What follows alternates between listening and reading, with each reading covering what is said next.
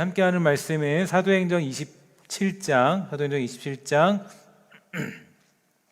39절부터 44절까지 말씀입니다. 사도행전 27장 39절부터 44절까지 말씀입니다.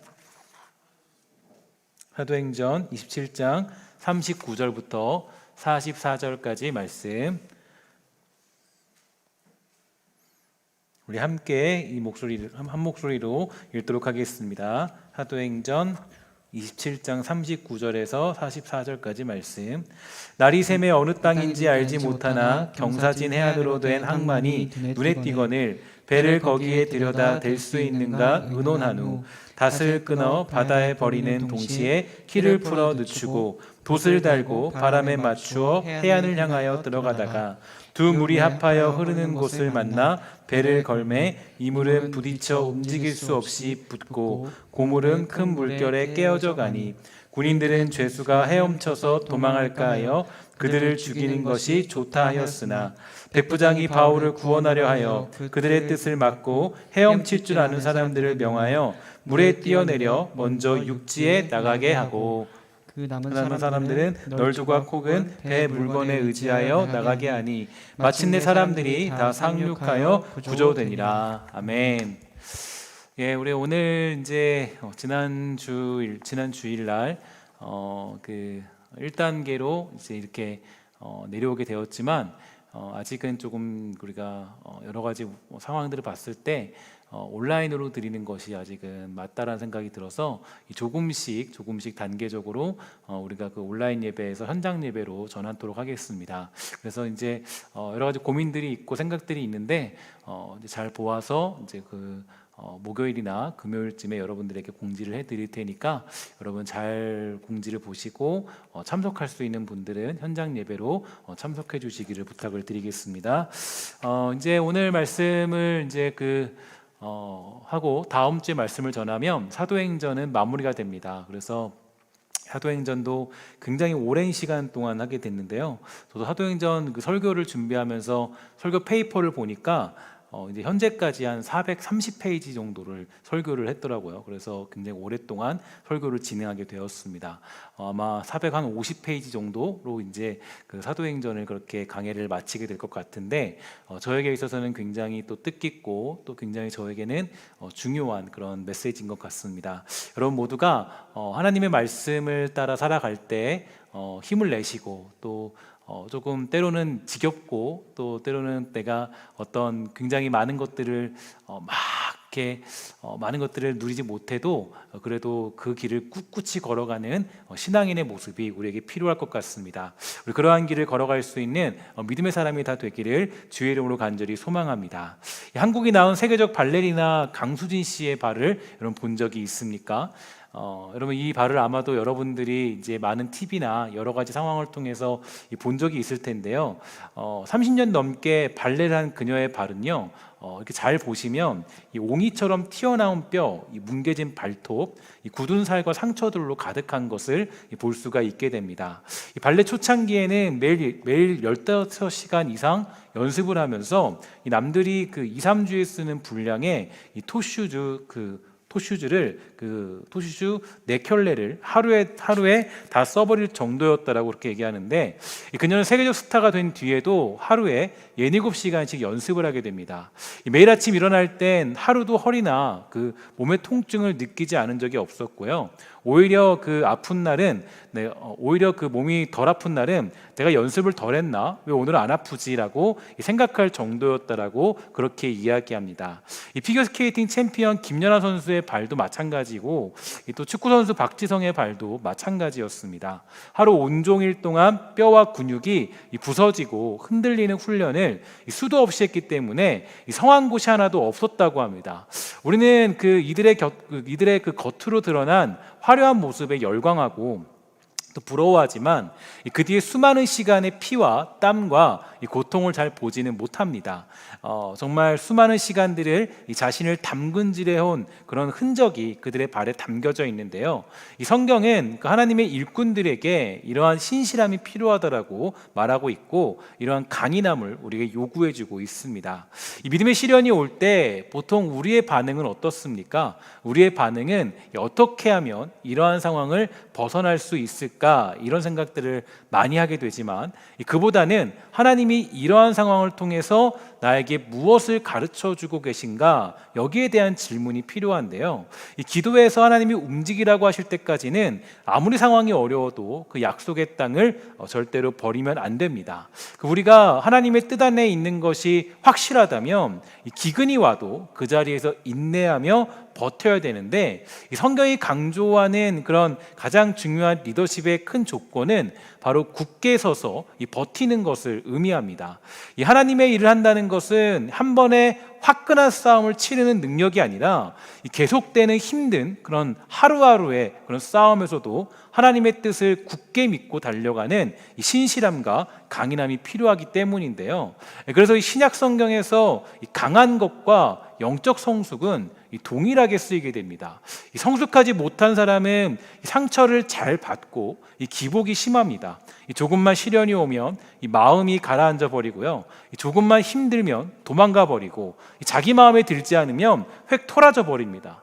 고린도 교회나 로마 교회를 보면 굉장히 똑똑하고 또 잘난 사람들이 많이 있었는데 영적으로 미성숙하였고 사탄은 그런 사람들의 감정을 마구 흔들어 버렸습니다. 그래서 조금만 힘들면 다 도망가 버리기 일쑤였다 그러죠. 하나님은 쉽게 포기하는 그런 사람들을요 절대로 들어쓰지 않으십니다. 그래서 힘들어도 우리가 해야 될 일들은 기도하면서 다시 일어나 계속적으로 그 길을 달려가는 것이 무엇보다 필요하겠습니다. 그래서 제가 이제 그 작년에 이제 그 은사 배치를 마치면서 함께 진행했던 것이 이제 한 자리에서 7년 동안 15년 동안 그렇게 한결같이 사역을 감당하신 분들에게 칭찬을 해드린 것이 있었는데요. 그런 의미에서 격려를 담게 된 것입니다. 한 자리에서 같은 일을 감당한다는 것, 그건 얼마나 지겨운 일이고 또 힘들고 얼마나 볼 것 없는 그런 일일까요? 그것도 이 사회처럼 매달 매년 어떤 대단한 월급이 주어지는 것도 아닌데 그러한 자리를 지킨다는 것은 주님께서 그 무엇을 시켜도 불평 없이 그 일을 감당하고자 하는 영적인 성숙이 있다는 것을 보여주는 것이기 때문입니다. 그래서 우리가 정말 어떤 똑똑하다고 괜찮아 보인다고 성숙한 것이 아니라 온전히 주님께 충성하는 것이 진정한 성숙이라는 것을 기억한다면 오늘 우리가 보는 본문의 내용이 조금 더 깊이 이해가 될 수 있을 것입니다. 오늘 우리가 보는 본문은 이 사도 바울이 로마로 압송되는 그런 과정을 담고 있는데요. 이 가이사랴에서 배를 타고 구브로를 끼고 달려서 가다가 이 맞바람에 그만 어려움을 겪게 되고 또 그 다음에 유라굴라라는 아주 대단한 광풍을 만나서 이 배가 파선하게 됩니다. 그리고 이 멜리데라는 섬에 내리게 되는 내용이 27절에서 나타나고 있죠. 그리고 바울과 그 일행은 널조각 혹은 그 배 물건에 의지하여서 구조되었고 이 전부 구조가 되는 내용이 오늘 본문 가운데 나타나고 있습니다. 이런 일이 있은 후에 사도행전은 28장으로 마무리가 돼요. 그러니까 27장까지의 일이 끝나고 그 다음에 28장으로 그렇게 마무리가 되는데 저는 왜 사도행전을 마무리 지으면서 그가 압송되는 과정을 이렇게 자세히 서술하고 있는지 한번 생각해 보았습니다. 그것은 바로 사도행전의 결말 때문인데 이 사도행전의 결말은 제가 다음 주에도 언급을 해드릴 것이고 또 그동안 사도행전을 여러분 들어보신 분들은 많이 들어보셨겠지만 이 가장 중요한 것은 사도행전의 결말이 우리가 생각하는 결말과는 좀 다르기 때문이에요. 그러니까 사도행전의 결말이 복음이 선포됐으니까 복음으로 나라가 하나가 된다던가 이 바울이 어떤 큰 교회를 맡아서 대단해 보이는 그런 자리에 앉는다는 것이 아니라 그가 그저 그때에도 복음을 전하는 그 길에 충성하고 있다는 것을 사도행전의 결말은 우리에게 알려주고 있습니다. 사도행전 28장 30절과 31절인데 이렇게 말하죠. 바울이 온 이태를 자기 셋집에 머물면서 자기에게 오는 사람을 다 영접하고 하나님의 나라를 전파하며 주 예수 그리스도에 관한 모든 것을 담대하게 거침없이 가르치더라. 저는 이 사도행전의 결론을 생각할 때마다 이 가슴이 굉장히 두근거리고 또 앞으로의 비전이 무엇인가에 대해서 명확해집니다. 그러니까 목회자로서, 성도로서 저와 여러분들이 세워야 될 비전, 그것은 바로 사도행전 28장 30절과 31절이 되어야 하는 거죠. 근데 많은 경우 우리는 이 사도행전의 결말을 꿈꾸지 않고요, 이 마가복음 13장 1절과 2절을 꿈꾸고 있는 것 같습니다. 마가복음 13장 1절에 보면 이렇게 말합니다. 예수님께서 성전을 떠나실 때 한 제자가 예수님께 말했습니다. 선생님, 보십시오. 정말로 아름다운 돌이죠. 정말 아름다운 건물이죠. 이렇게 이야기했던 것을 혹시 기억하십니까? 근데 우리가 아마도 이제 사도행전의 결말을 우리가 꿈꾸면서 그게 우리의 비전이 돼야 되는데, 이 많은 경우에 또 많은 우리가 성도들이나 또 목회자들 또 많은 어떤 한국교회의 많은 모습들이 오히려 마가복음 13장 1절에 나타난 이 제자들의 모습처럼 이 꿈을 꾸고 살아가고 있는 건 아닌지 모르겠습니다. 근데 이것은 이제 그 마가복음 13장 1절의 내용은 그동안 예수님의 제자들이 추구하던 목표와 꿈과 그 충성이 무엇인가를 보여주는 그런 대목인데, 그들이 꿈꾸는 하나님 나라, 이 제자로서 누리고자 하는 유익은 큰 성전을 지으면서 통치하고 다스리고 권력을 유지하는 것입니다. 그러나 그것에 대해서 예수님은 분명하게 밝히고 있죠. 마가복음 13장 2절이에요. 예수께서 이르시되 너가 이 큰 건물들을 보느냐? 돌 하나도 돌 위에 남지 않고 완전히 무너질 것이다 라고 말씀하셨습니다. 이렇게 되어 있어요. 예수를 믿는 것은 우리가 그 예수를 꿈꾸는 것이지 다른 것을 바라지 않는 겁니다. 예를 들어서 결혼을 하게 되면요, 결혼하면서 뭐 이런 꿈을 세울 수 있겠죠. 내 꿈은 60평대 아파트에서 연봉 10억에 안정된 가족을 가지는 것, 이게 꿈일 수 있어요. 근데 그 꿈을 위해서 당신과 결혼을 한다고 하면 어떨까요? 내가 결혼하는 이유는 당신과 60평대 어떤 그런 집을 사고 또 10억대 연봉을 얻기 위해서 난 당신과 결혼합니다, 이렇게 하고 결혼한다면 어떤 상황이 벌어질까요? 그 결혼이 과연 진실된 결혼이라고 말할 수 있겠습니까? 결혼은 어떤 거죠? 결혼이란 건 그 사람을 더욱더 사랑하고 그 사람으로 더욱더 행복하고 그 사람으로 만족하기 위해서 하는 것이 결혼입니다. 어떻게 하면 당신을 더 사랑할까에 대해서 고민하기 위해서 결혼 생활로 돌입하게 되는 거죠. 이게 결혼의 본질적인 의미가 되는 거예요. 그러니까 여러 가지 험난한 길에도 꿋꿋이 걸어갑니다. 때로는 남편이 실직을 할 수도 있겠죠. 그래도 위로할 수 있어요. 꿈이 어떤 60평대가 아니기 때문이에요. 꿈이 연봉 10억이 아니기 때문이에요. 때로는 남편이 사업이 망했습니다. 그래도 부부 사이가 더 돈독해질 수 있어요. 아내와 트러블이 있거나 남편과 문제가 있어도 그 모든 문제들 속에서 더욱더 아내와 남편을 더 사랑할 수가 있고 꿋꿋이 가정에 더 충실해질 수가 있습니다. 실제로 이런 일이 있었다 그럽니다. 매일같이 1등을 하던 한 이제 그 교수님의 자녀가 있었어요. 근데 어느 날 그 친구가 2등을 하고 집에 갔더니 부모님이 말하는 겁니다. 야, 2등이 점수냐? 등수야? 너가 그러고도 내 딸, 내 아들이라고 말할 수 있어? 혼을 냈다는 겁니다. 이 아이가 그날 바로 자살해 버렸어요. 아이는 내 꿈을 대신 이루어주거나 나의 이상을 만족시켜주는 것이 아니라 부모로서는 그 아이 자체로 사랑해 주어야지만 삐뚤어진 사랑과 목표가 그 비극의 사건을 만든 것입니다. 요즘 우리 한국교회도 사실은 좀 그런 모양새가 된 것 같아요. 무슨 꿈을 꾸고 달려가는지 모르겠습니다. 정말로 예수를 꿈꾸고 정말 사도행전 28장 30절과 31절을 향해 달려가는지 알 수가 없어요. 우리는 다시 이 사도행전의 결론으로 가지고 살아야 됩니다. 사도행전의 결론이 있으니까 바울은 굳건하게 신실하게 살아갑니다. 파도가 쳐도 배가 난파되어도 로마로 압송되고 있어도 문제가 되지 않습니다. 왜냐? 그의 목표는 그 로마로 가서 아니면 어떤 땅으로 가서 거기서 대단한 교회를 세우는 것이 아니라 그의 목표는 그 자리에서 바로 예수 그리스도를 전파하는 것이기 때문에, 내가 주님을 더욱 사랑하는 것이 그의 목표이기 때문이에요. 이게 바로 그 사도 바울이 강했던 이유였습니다. 로마로 압송되고 있어도 문제가 되지 않아요. 다른 목표를 가지고 있지 않기 때문이에요. 오직 그의 목표는 예수를 전하는 것이고, 오직 그의 목표는 하나님의 명령을 따르는 것이 그의 유일한 목표였습니다. 그러한 꿈을 꾸니까 인생에서 충분히 불만스러운 일들을 만나도 그 모든 것들이 해결이 되는 거예요. 사도행전 27장의 내용을 봐도, 오늘 읽은 우리가 본문의 내용을 봐도요, 얼마나 불만스러운 일입니까? 얼마나 당황스러운 일이에요. 로마로 압송되어 가는 것도 억울한데 유라굴라 광풍을 만나서 배가 파손되어 버립니다. 배가 파손되면 얼마나 고통스럽고 힘들겠어요. 충분히 불만을 가질 만하고 충분히 억울할 만합니다. 그가 잘못한 것이 무엇입니까? 그저 복음 전하고 주일하고 그냥 고통당한 것이 그에게 전부 아니었습니까? 그의 억울한 고통이 한두 가지였습니까?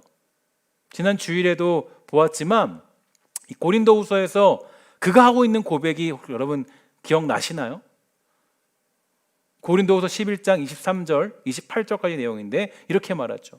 그들이 그리스도의 일꾼이냐 정신없는 말을 하거니와 나는 더욱 그러하도다. 내가 수고를 넘치도록 하고 옥에 갇히기도 더 많이 하고 매도 수없이 맞고 여러 번 죽을 뻔하였으니 유대인들에게 40에서 하나 감한매를 5번 맞았으며 3번 태장으로 맞고 1번 돌로 맞고 3번 파선하고 일주야를 깊은 바다에서 지냈으며 여러 번 여행하면서 강의 위험과 강도의 위험과 동족의 위험과 이방인의 위험과 시내의 위험과 광야의 위험과 바다의 위험과 거짓 청제 중에 위험을 당하고 또 수고하며 애쓰고 여러 번 자지 못하고 줄이며 목마르고 여러 번 굶고 춥고 헐벗었노라. 이외의 일은 고사하고 아직도 날마다 내 속에 눌리는 일이 있으니 곧 모든 교회를 위하여 염려하는 것이라. 바울의 인생을 보면 충분히 불만을 가질 만한 인생이었어요. 원망할 만하고 짜증이 날 만합니다. 이 정도 되면 이렇게 말할 수 있지 않을까요? 하나님, 도대체 저한테 왜 그러시는 거예요? 도대체 저한테 왜 그러시는 거예요? 내가 잘못한 게 뭐가 있어요, 하나님? 이렇게 말하면서 불만을 품을 만합니다. 그런데 하나님은 바울을 한 걸음 더 끌고 가시죠.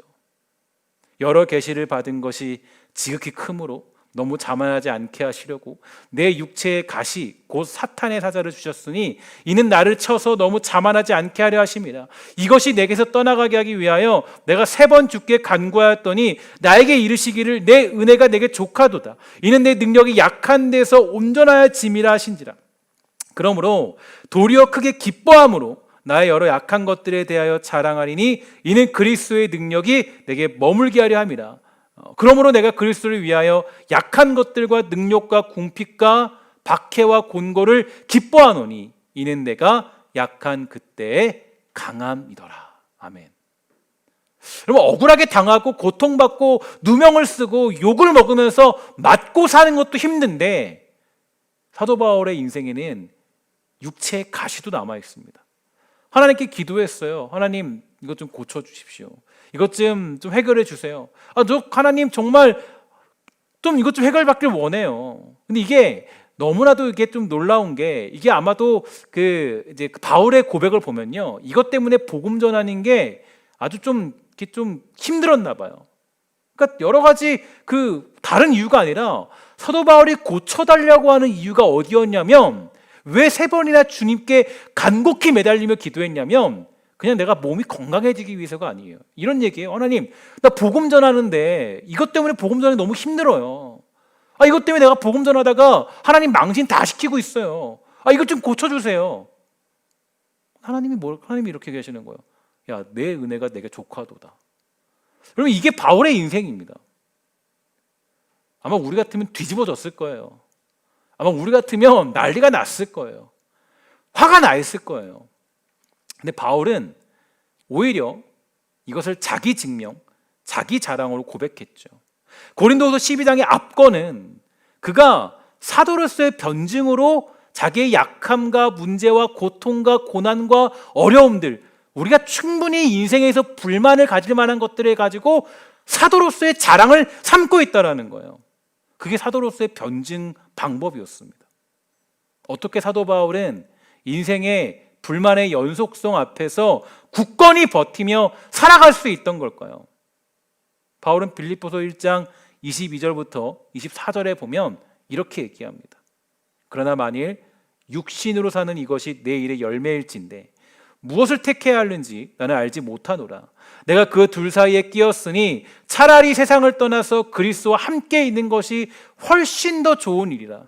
그렇게 하고 싶으나 내가 육신으로 있는 것이 너희를 위하여 더 유익하리라. 바울의 고백이에요. 바울은 얘기하기를 너무 힘드니까 이렇게 얘기합니다. 차라리 이런 인생에서 내가 봤을 때 죽는 게 편하다, 죽는 게 낫다라고 말할 정도로 힘든 인생을 살았습니다. 잘 보세요, 여러분. 지금 오늘 본문에서도 우리가 인생에서 평생 겪을 수 없는 일을 바울은 겪고 있어요. 여러분, 우리가 생각해 보세요. 배를 타고 가다가 광풍을 만나요. 거기다가 또 광풍에서 배를 마시고 겨우겨우 막 널빤지 좋아 잡고 겨우겨우 살아남아요. 여러분, 이런 경험을 누가 하겠어요? 사도 바울은 그런 경험을 하고 있다니까요. 그러니까 바울이 뭐라 그래요? 차라리 내가 죽는 게 낫다.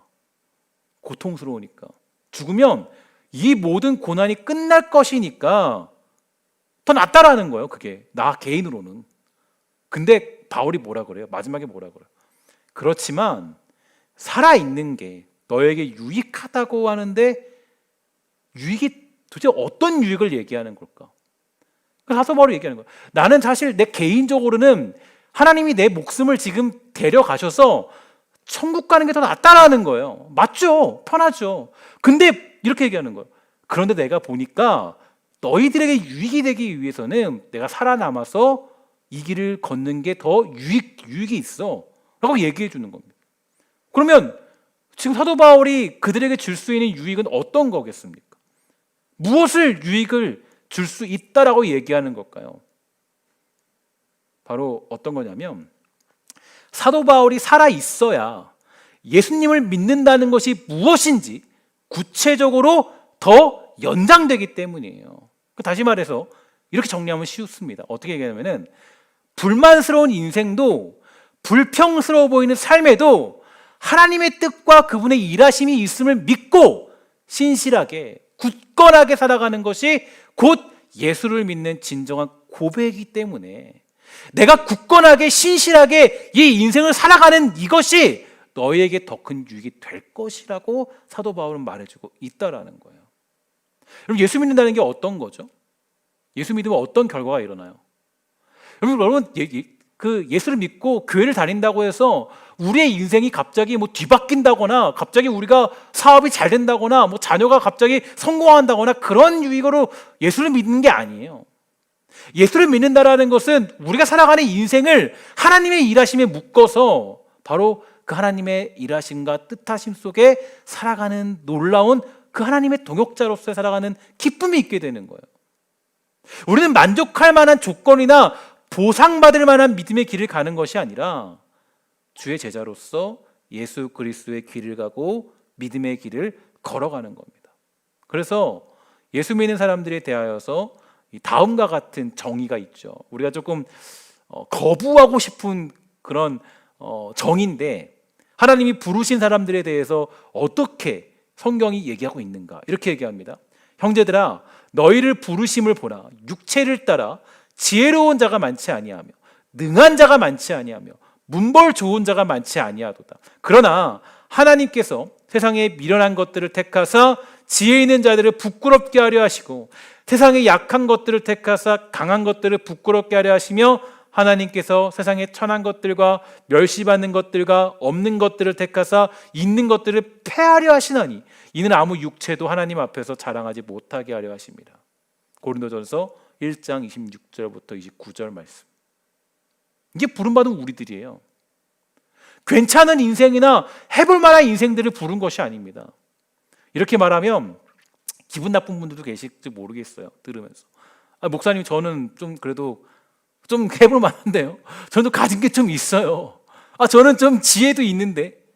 그런데 아니에요. 근데 사실 성경이 얘기하는 건 그렇지 않아요. 없다 그래요. 없다 그래요. 아무리 목사님 전 달라요 라고 해도 어쩔 수 없습니다. 성경이 말하는 우리들이에요. 세상에 미련한 것들을 택하사 지혜 있는 자들을 부끄럽게 하는 것이 하나님의 방법이고 복음이 선포되는 시작점입니다. 그래야 아무 육체도 하나님 앞에서 자랑할 수 없기 때문이에요. 여기서 그 누구의 예를 들면 시험 들 사람이 많이 있기 때문에 그냥 그 목사의 예를 들어보도록 하겠습니다. 저도 목사지만 저도 여러분께 자랑할 것이 없죠. 부족하고 연약하고 내세울 것 없는 것, 그게 저의 모습입니다. 저뿐이겠습니까? 모든 목회자들이 다 그래요. 자랑할 것이 없어요. 하나님이 그런 사람들을 부르셨기 때문이에요. 내가 자랑할 걸로 우리를 부르지 않으셨어요. 내가 뭔가 대단한 믿음의 보상을 받은 걸로 부르지 않으셨어요. 사도 바울이 고백했습니다. 내가 가진 모든 자랑들 뭐라 그랬어요? 배설물이라고 얘기했어요. 내가 지식이 있는 거 다 배설물이야. 야, 내가 가진 것들 하나님 앞에 서니까 그거 아무것도 아니더라. 야, 박사학위가 있기 때문에 쓰임받는 것이 아니에요. 좋은 학교 나와서 쓰임받는 것이 아닙니다. 똑똑해서 쓰임받는 게 아니에요. 여러분과 제어, 또 이 목사라는 존재가 쓰임받는 이유는 어디인지 아십니까? 하나님이 부르셨기 때문이에요. 너무나 불만 가득한 인생이지만, 여러 가지 혼돈 속에 있는 삶이지만, 하나님이 자기 일하심에 우리를 부르셨기 때문에 목회자들이 쓰임받게 되는 겁니다. 목회자들이 박사학위를 자랑하고 큰 교회를 자랑하기 시작하면 그때부터는 답이 없어요. 완전히 복음을 거슬러 올라가는 거예요. 완전히 복음을 뒤바꿔 놓는 거예요. 하나님이 그런 걸로 우리 인생을 보상하거나 채우거나 그것으로 일하시는 분이 아니기 때문입니다. 보통 우리가 예수 믿으면서 가장 큰 불만이 어떤 겁니까? 하나님, 이 정도 헌신했으면, 이 정도 드렸으면 좀 내가 누리게 해줘야 되는 거 아니에요? 조금 내가 좀 좋은 보상 좀 가져야 되는 거 아니에요? 이런 불만을 가지게 돼요. 하지만 이에 대해서 바울은 아주 놀라운 얘기를 합니다. 조금 긴 말씀인데 고린도전서 4장 6절부터 13절이에요. 형제들아, 내가 너희를 위하여 이 일에 나와 아볼로를 들어서 본을 보였으니, 잘 보세요. 이는 너희로 하여금 기록된 말씀 밖으로 넘어가지 말라 한 것을 우리에게서 배워 서로 대적하여 교만한 마음을 가지지 말게 하려 함이라. 누가 너를 남달리 구별하였느냐? 내게 있는 것 중에 받지 아니한 것이 무엇이냐? 내가 받았은즉 어찌하여 받지 아니한 것 같이 자랑하느냐? 너희가 이미 배부르며 이미 풍성하며 우리 없이 왕이 되었도다. 우리가 너희와 함께 왕 노릇하기 위하여 참으로 너희가 왕이 되기를 원하노라. 내가 생각하거든요. 하나님이 사도인 우리를 죽이기로 작전된 자 같이 끄트머리에 두셨음에 우리는 세계 곧 천사와 사람에게 구경거리가 되었노라. 우리는 그리스도 때문에 어리석으나 너희는 그리스도 안에서 지혜롭고, 우리는 약하나 너희는 강하고, 너희는 존귀하나 우리는 비천하여 바로 이 시각까지 우리가 줄이고 목마르며 헐벗고 매맞으며 정처가 없고, 또 수고하여 친히 손으로 일을 하며 모욕을 당한 즉 축복하고 박해를 받은 즉 참고 비방을 받은 즉 권면하니 우리가 지금까지 세상의 더러운 것과 만물의 찌꺼기 같이 되었도다. 우리가 생각하는 복음과 좀 다르죠? 복음 전해야 된다 그러면은 이렇게 생각해요. 야, 우리 자녀가 잘 돼서, 그죠? 우리 사업이 잘 돼서, 교회가 왕성해져서 그래야 복음 전해진다고 생각합니다. 근데 아니죠. 사도 바울이 본을 보였대요. 보여주고 있어요. 하나 보면은, 오늘 본문도 보면 주구장창 고난이에요, 아픔이에요, 어려움이에요, 불만 가득한 인생이에요. 바울과 아볼로는 주님께 인생을 바친 사람들이었습니다. 삶을 드렸고 모든 시간을 드렸어요. 근데 그들에게 돌아온 것은 비천함과 목마름과 매맞음과 정처 없음과 모욕당함과 세상의 더러운 것과 만물의 찌꺼기 같은 인생처럼 살았다라고 얘기합니다. 모든 것을 다 바치고 드렸지만 그들에게 돌아온 것은 마치 어떤 인생이었어요? 죽이기로 작정된 것 같은 인생이다라고 자기들의 삶을 평가합니다. 이건 다른 사람이 얘기한 게 아니에요. 누가 사도 바울의 인생을 보니까 이 사람의 인생을 한마디로 만물의 찌꺼기 같다라고 얘기한 게 아니에요. 바울 자신이 자기의 인생을 보면서 얘기했어요. 난 사도로 부름 받았는데 내 인생이 마치 죽이기로 작정된 자 같이 만물의 찌꺼기와 같은 인생처럼 대접받으며 살았더라. 그게 바로 사도 바울과 아볼로가 가진 믿음의 고백이고 고린도 교회에게 전달해준 메시지죠. 여기에 바로 뭐가 있냐면 우리들의 믿음이 있어요. 우리들의 믿음이 바로 이거예요. 우리들의 믿음이라는 것은 굳건하고 신실하고 성숙된 믿음의 고백이 여기에 나타나는 겁니다. 그러니까 우리가 하나님의 손에 붙들려 간다는 것을 기억하셔야 돼요. 하나님의 일하심에 묶여 살아간다는 걸 기억하셔야 돼요. 그 인생에 여러 가지 하나님의 법칙과 질서와 방법들이 있는데 성경적으로 확인될 수 있는 내용 중에 신앙의 보상을 받아서 복음 전해지는 일은 없습니다. 그것으로 복음이 선포되는 일은 없어요. 그것으로 복음이 나타나는 일은 없어요. 삶을 들였다고 세상적인 복을 주는 것으로 우리들을 인도하지 않았습니다. 성경이 요구하고 주의 말씀이 우리에게 가르치는 것은 굳건하게 신실하게 그 불만스러운 인생에서도 예수가 우리의 답이요 오직 하나님의 일하심만이 진리임을 고백하는 것, 그게 우리가 이 땅을 살아가는 믿음의 고백이라고 가르치고 있습니다. 그러니까 여기서 이 시점에서 우리는 다시 한번 오늘 우리가 보고 있는 본문을 통해 사도행전 28장의 결론을 묵상해 봐야 돼요. 사도행전의 결론은 사도 바울이 대단한 보상을 받았다거나 그 험난한 길에서 행복한 날이 있었다라고 가르치지 않아요.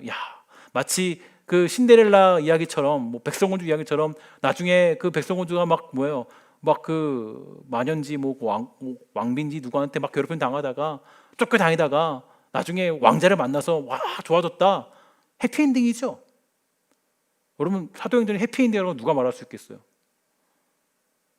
겉으로 봤을 때 사도행전의 결론이 해피엔딩입니까? 고통받았더니 고난받았더니 나중에 뭐가 있더라? 아니에요. 죄수의 인생에서 그냥 복음 전하며 살아가는 거예요. 사도 바울의 인생이에요. 그 험난한 길에 행복한 날이 있었다고 가르치지 않아요. 그런 보상의 결과를 말하지 않고 그저 그는 예수를 전하는데 모든 인생을 바쳤다라고 사도행전이 마무리되고 끝나버려요. 이건 여러분 우리가 성경을 읽을 때 제대로 읽으셔야 돼요. 그래서 이거를 사도행전 28장은 뚝 떼고 그냥 몇몇 개만 읽으면 복음이 왕성해지는 거, 이게 그냥 이것만으로 복음을 보게 되죠. 그러나 사도행전은 1장부터 28장까지의 내용이에요. 이 얘기는 누가가 어떤 사람이에요? 누가는 대단한 지식가예요. 서론이 있고 본론이 있고 결론이 있고 주장하는 바가 있어요. 복음이 어떤 거냐? 하나님의 일하심이 뭐냐? 결론적으로 누가가 얘기해주고 있는 거예요. 바울과 이야기가 됐겠죠. 그죠? 뭐라 그러는 거예요?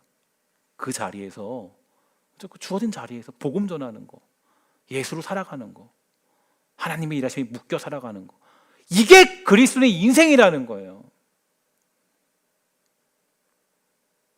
그저 예수를 전하는데 모든 인생을 바쳤다는 것으로 사도행전을 마무리 짓고 있습니다.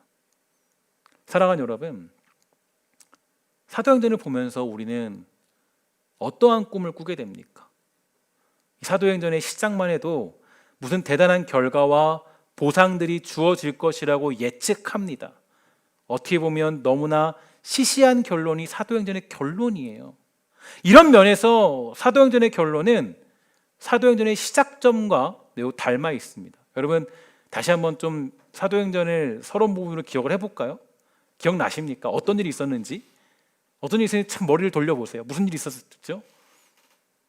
예수님이 제자들의 그 부활하신 예수님을 떠나 보낼 때 그 제자들이 묻게 됩니다. 뭐라 그럽니까?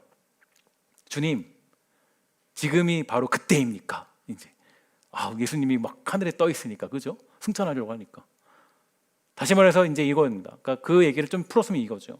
주님, 이제 드디어 제가 주님을 쫓아다닌 보상을 받을 때가 되었습니까? 라고 묻고 있는 거예요. 그러자 예수님은 이렇게 얘기합니다. 야, 그런 생각하지 말고 너 성령 오실 거나 기대하고 살아. 그래도 정신을 못 차리니까 천사가 꿀밤 한 대 주고 그냥 정신 차려 하고 그들을 돌려보냅니다. 말이 그렇다는 거겠죠. 사도 바울은 죄수가 되어서 압송되다가 난파가 되어버렸습니다. 그러나 하나님의 지키심과 보호하심과 인도하심이 그를 여전히 돕고 있다는 것을 여러분 잊지 마셔야 됩니다. 그는 예수를 전할 운명이 되었고 그 길을 향해 굳건하게 신실하게 달려가게 되었어요. 바로 하나님의 그 손길 안에 있었기 때문입니다. 이게 바로 우리가 인생에서 불만이 있더라도, 충분히 불만을 가질 만한, 불평할 만한 일이 있더라도 거기서 우리가 바로 이겨낼 수 있는 방법이 여기에 있습니다. 중요한 믿음이 여기 있어요. 인생에 불만이 있어도 하나님의 일하심에 우리가 묶여 있다라는 것을 잊지 말아라. 이게 우리가 가져야 될 믿음이에요. 불만을 해결할 수 있는 방법입니다. 하나님이 우리를 지키시고 보호하시고 하나님의 일을 하도록 하시죠. 포기하지 말고 좌절하지 마시고 불만스러운 그 인생 속에서도 믿음으로 살아낼 줄 아는 그 모습이 우리에게 요구되고 있는 것입니다. 왜냐? 그것으로 하나님의 뜻이 이루어지고 하나님의 역사가 이루어지기 때문입니다. 사랑하는 여러분, 제가 정말 좋아하는 찬양이 있는데 그 찬양의 제목은 하나님은 실수하지 않으신다네라는 그런 제목의 찬양입니다. 제가 종종 이 찬양 가끔씩 불렀는데 제가 이 찬양을 왜 여러분들과 함께 나누고자 한다면 이 찬양이 사실 마치 사도행전 27장, 28장에 나타난 사도 바울의 고백과 비슷하게 닮아있기 때문이에요. 그 찬양 중에서 이런 가사가 있습니다. 지금은 내가 볼 수 없는 것 너무 많아서 너무 멀리 가물가물 어른거려도 운명이여 오라 나 두려워 아니하리라. 너무 멋진 그런 가사 아닙니까? 저는 이 찬양을 읽고 부르고 또 찬양할 때마다 저는 정말 너무나도 큰 감동을 받아요. 도대체 이 사람은 누군지 성경을 너무 잘 설명해놨어요. 믿음을 너무 잘 설명해놨어요. 정말 우리가 가져야 될 그 믿음의 모습을 너무나도 잘 새겨놓았어요. 그래서 저는 마지막으로 사도행전 27장을 마무리 지으면서 여러분 이 찬양을 여러분들과 함께 나누고자 합니다. 제가 이 찬양을 함께 부를 때 여러분들도 각자의 자리에서 이 찬양을 여러분들도 마음에 굳굳이 새기시고 그 가사의 내용을 다시 한번 깊이 묵상해 보면서 내가 가지고 있는 믿음이란 무엇인가에 대해서 다시 한번 고민할 줄 아는 그런 모습이 되기를 주의 이름으로 간절히 부탁을 드리겠습니다.